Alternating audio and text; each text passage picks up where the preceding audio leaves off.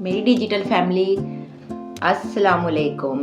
क्या हाल है आपके? उम्मीद करती हूँ सब खैर खैरियत से होंगे। बड़े दिन के बाद आज मैं वीडियो बना रही हूँ। आपने मेरी बाकी भी वीडियोस देखी, उस पर बड़ा अच्छा मुझे फीडबैक आया। सबसे पहले थैंक यू सो मच। और आगे हम अब बात करते हैं। आजकल एक टॉपिक बड़ा हीट पकड़ा हुआ है, क्योंकि मेरा प्लेटफॉर्म है वो संजीदा गुफ्तगू के लिए ही मैंने बनाया था। सोशल नॉर्म्स पे और रियलिस्टिक स्टैट्स के ऊपर बात करने के लिए बनाया था। तो मेरी डिजिटल फैमिली, वक्त ना ज़ाया करते हुए मैं डायरेक्ट मुद्दे पे आती हूँ। रेहान तारिक जो कि पॉडकास्टर हैं, और जैसा कि आपको याद होगा तकरीबन 1-1.5 महीना पहले जब इन्होंने पहला पॉडकास्ट किया था पतलू का, उस वक्त मैंने फीडबैक डाला था और लोगों को वो फीडबैक बहुत अच्छा लगा था। मैंने अपना रिव्यू दिया था, तो आज भी मैं उसी तरह से एक रिव्यू दूंगी। इनका पॉडकास्ट 2 घंटे का था। सबसे पहले तो सब कुछ एक हिम्मत चाहिए सुनने के लिए। 2 घंटे, पूरा 2 घंटे मैंने उनको सुना। फिर जिन मोहतरमा को इन्होंने बुलाया था उनकी सारी वीडियोस चेक की, क्योंकि सोनू विदाउट रिसर्च बात नहीं करती। अब हम बात कर लेते हैं जी वर्दा मलिक। इन्होंने जी बुलाया वर्दा मलिक को, जो कि एक टिकटॉकर हैं, एक इन्फ्लुएंसर हैं। डांस की वीडियोस भी होती हैं उनकी, समटाइम फनी भी होती हैं। टिकटॉकर की शादियों में भी वीडियोस होती हैं उनकी। हर तरह का कंटेंट होता है उनका। हाँ, beside vlogging, beside serious content वो उनका नहीं होता। मौज मस्ती, डांस, फन, ये एटसेट्रा स्टफ टिकटॉक पे भी हैं वो, टिकटॉक लाइव पर भी हैं वो, जो कि उन्होंने खुद उस चीज़ को एक्सेप्ट किया शो में। मैं क्लिप्स इसलिए नहीं लगाऊंगी क्योंकि सब लोगों ने देखा हुआ है। सो गाइस, बात करते हैं कि अब मुल्क में एक डिबेट छिड़ी हुई है कि पॉडकास्टर ने अच्छा नहीं किया, जिसमें सेलिब्रिटीज़ मैदान में उतर आए, जिसमें जी यासिर हैं जो कि एक्टर हैं। उन्होंने कहा कि मेज़बान को ऐसा नहीं होना चाहिए। और उसके बाद फिर हमारे एंकर हैं जिनकी आज मैंने एक वीडियो देखी, मैं उसका सिर्फ एक झलक अटैच कर रही हूँ यहाँ पे। वो मैंने पूरा सुन लिया उसके ऊपर भी, क्योंकि जब आप सोशल मीडिया को खोलते हो डिबेट ही छिड़ी होती है। जैसे पिछले दिनों एक डॉक्टर का निकाह हुआ था, ओ माय गॉड, 10 दिन उन्होंने खींचा था। मैंने सिर्फ 2 वीडियोस बना के छोड़ दिया था।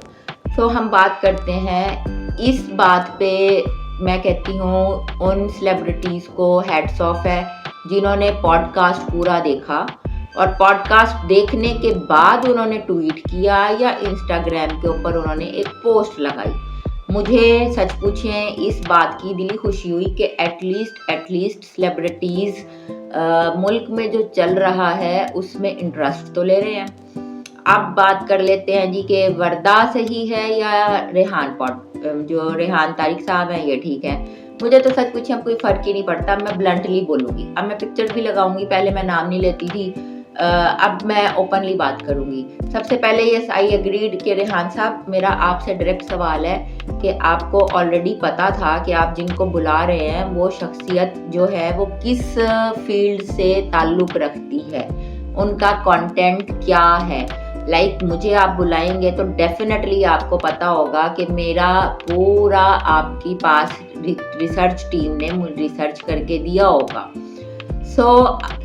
मैं यहाँ पर एग्री करती हूँ कि होस्ट का काम है सवाल करना।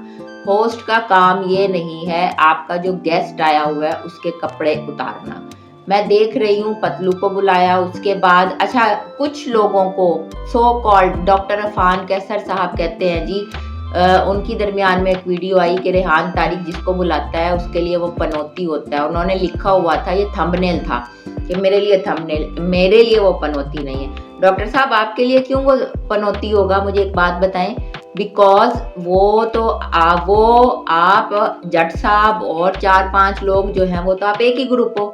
एक नया बंदा, बिलाल मार्च की मिसाल ले लें, एक नया बंदा आपके साथ जो नज़र आता है ना, वो आसिफ जट के पॉडकास्ट में नज़र आएगा, वो रेहान तारिक के पॉडकास्ट में नज़र आएगा। Even I don't want to tag to your wife, but क्योंकि वो भी पॉडकास्ट करती हैं, फिर वो डॉक्टर नाजिश के पॉडकास्ट में भी नज़र आएगा।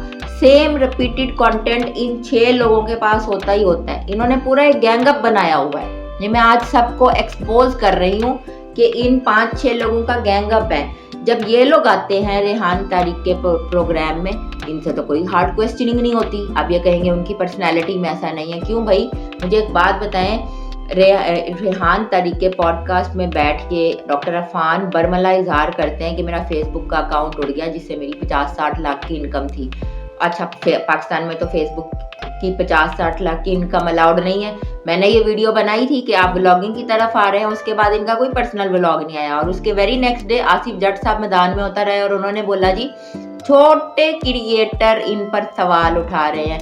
तो सर, छोटे क्रिएटर से ही बड़े क्रिएटर बने आप। आज मैं आपको यहाँ पे एक जवाब दूं, आसिफ जट साहब, छोटे क्रिएटर से ही इंसान बड़ा क्रिएटर बनता है। आपको भी एक दिन में लाखों लोगों की व्यूअरशिप नहीं मिल गई होगी।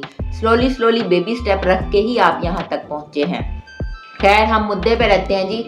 रेहान तारिक साहब, जब आप टिकटॉकर्स को, या मैं एक सीधी बात बोलूँगी, जिस शख्सियत से आपका इख्तलाफ होता है या आपको लगता है कि ये मेरे आगे जवाब दे ज़्यादा हो रहा है, आप वहाँ पे अपना क्वेश्चन रोटेट करते हैं और ऑडियंस में से जब क्वेश्चन आते हैं तो आपके एक्सप्रेशंस बहुत कमीनगी हंसी वाले होते हैं। कमीनों वाली जो हंसी होती है ना, आप वो हंसते हैं,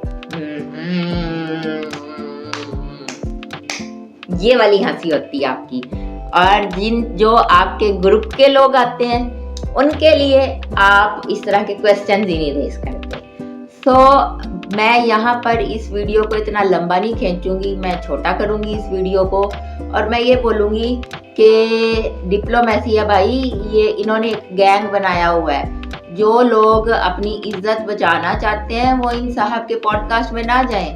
पहले ये देखें कि इन साहब का आपसे कोई शख्सी इख्तलाफ तो नहीं है, क्योंकि फ्लिप मार देते हैं ये, एक चीज़। दूसरी चीज़, लोगों को कुछ और दिखाया जाता है। मेरी ऑडियंस मेरी वीडियो के थ्रू अगर 10 लोगों में भी ये शऊर जागे ना, पॉडकास्ट के बाद और पॉडकास्ट के पहले की वीडियोस ये टिकटॉकर्स डालते हैं। पतलू ने डाली, वर्दा ने डाली, आप इन लोगों की वीडियोस देखो, आपको लग रहा होगा 2 घंटे का पॉडकास्ट चल रहा है और उसमें बड़े हार्श सवाल हो रहे हैं, लेकिन उससे पहले और उसके बाद ये एक टेबल पे बैठ के खाना खा रहे होते हैं।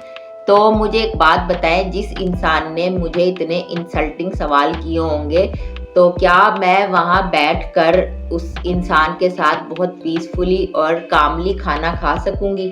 आप लोग जवाब दीजिएगा इस चीज़ का। और ये जो गैंग आज मैंने आप लोगों के सामने रखा है, इस गैंग के बारे में आप क्या कहेंगे? जवाब ज़रूर दीजिएगा। यहाँ पे मैं अपना एंड करती हूँ। तो उम्मीद करती हूँ कि ये वीडियो भी लोग ज़रूर इस चीज़ को देखेंगे। Thank you so much. अपना ख्याल रखिएगा। अल्लाह हाफिज़।